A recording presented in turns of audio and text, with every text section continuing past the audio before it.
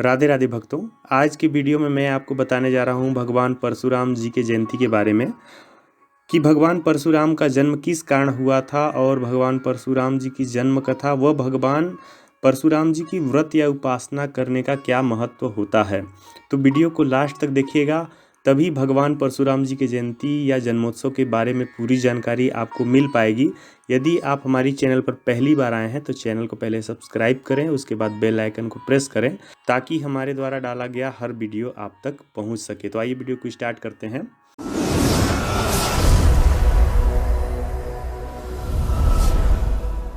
बैसाख महीने के शुक्ल पक्ष की तृतीया तिथि को भगवान परशुराम जी की जयंती मनाई जाती है। हिंदू धर्म के अनुसार भगवान परशुराम जी का जन्म भार्गव वंश में भगवान विष्णु के 6वें अवतार के रूप में जाना जाता है।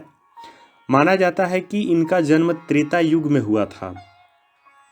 हिंदू पंचांग के अनुसार परशुराम जी की जयंती बैसाख मास के शुक्ल पक्ष की तृतीया तिथि को मनाई जाती है। हिंदू धर्म में इस तिथि को अक्षय तृतीया के नाम से भी जाना जाता है। माना जाता है कि इस दिन किया गया दान पुण्य पूजा पाठ से अक्षय फल की प्राप्ति होती है। हिंदू धर्म ग्रंथों के अनुसार धरती पर राजाओं द्वारा किए जा रहे अन्याय अधर्म पाप और जुल्म का विनाश करने के लिए भगवान परशुराम जी अवतरित हुए थे। परशुराम जी में भगवान विष्णु और भगवान शिव के संयुक्त गुण पाए जाते हैं। शिव भगवान से उन्हें संहारक का गुण और विष्णु भगवान से पालक का गुण प्राप्त हुआ था।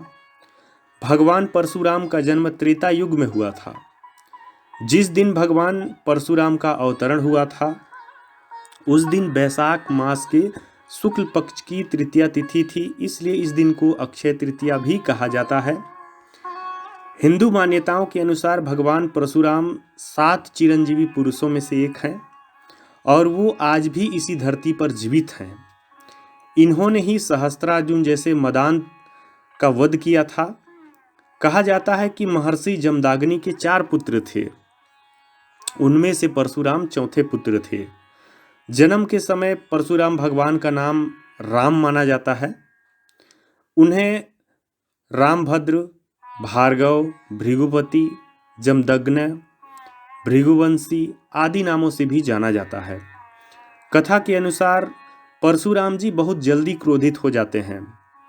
एक बार भगवान परशुराम कैलाश में भगवान भोलेनाथ से मिलने जा रहे थे तो कैलाश पर्वत के रास्ते में ही पार्वती पुत्र गणेश जी ने परशुराम जी को जाने से रोक दिया था, जिसके बाद क्रोधित होकर भगवान परशुराम जी ने गणेश जी की एक दांत ही तोड़ दिया था। इसके बाद से ही भगवान गणेश को एक दंत कहा जाने लगा। मान्यता है कि परशुराम जी ने भगवान शिव की कठोर तपस्या की थी। परशुराम जी की तपस्या से प्रसन्न होकर भगवान शिव ने कई अस्त्र शस्त्र दिए थे।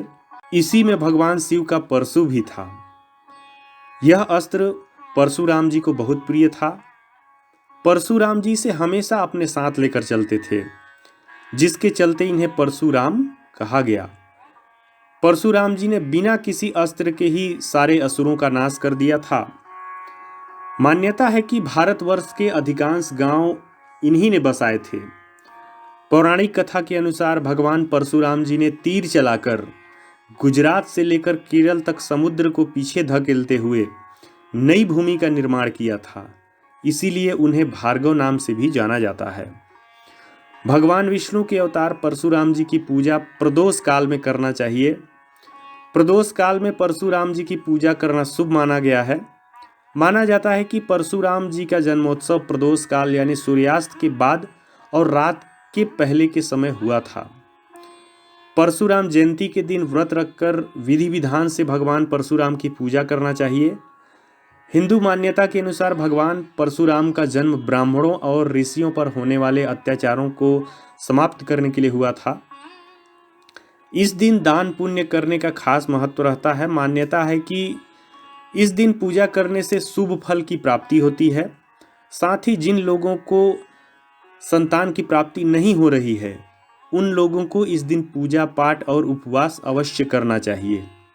इस दिन सूर्योदय से पहले पवित्र नदी या पानी में गंगा जल मिलाकर स्नान करना चाहिए। स्नान के बाद दीपक जलाकर व्रत का संकल्प करना चाहिए। इसके बाद भगवान परशुराम का चित्र या भगवान विष्णु को तिलक लगाकर पूजा करें व आरती करें और भोग लगाएं। इसके बाद कथा का श्रवण करें या पाठ करें। परशुराम जी की व्रत उपासना करने से व्यक्ति का भय समाप्त होता है और आत्मविश्वास में वृद्धि होती है। भगवान परशुराम की पूजा करने से व्यक्ति का डर समाप्त हो जाता है। इसके साथ ही आत्मविश्वास में वृद्धि होती है। जीवन में सफलता पाने के लिए आत्मविश्वास का कायम रहना अत्यंत आवश्यक है। इसके बिना सफलता प्राप्त करना संभव नहीं है। तो साथियों, मित्रों, आज आपने जाना कि परशुराम जयंती का कितना बड़ा महत्व है, इस दिन व्रत उपासना करने से क्या क्या लाभ होते हैं। तो साथियों, इसी तरह के शानदार वीडियो देखते रहने के लिए, भक्ति भावना से जुड़े रहने के लिए हमारे चैनल को सब्सक्राइब करें।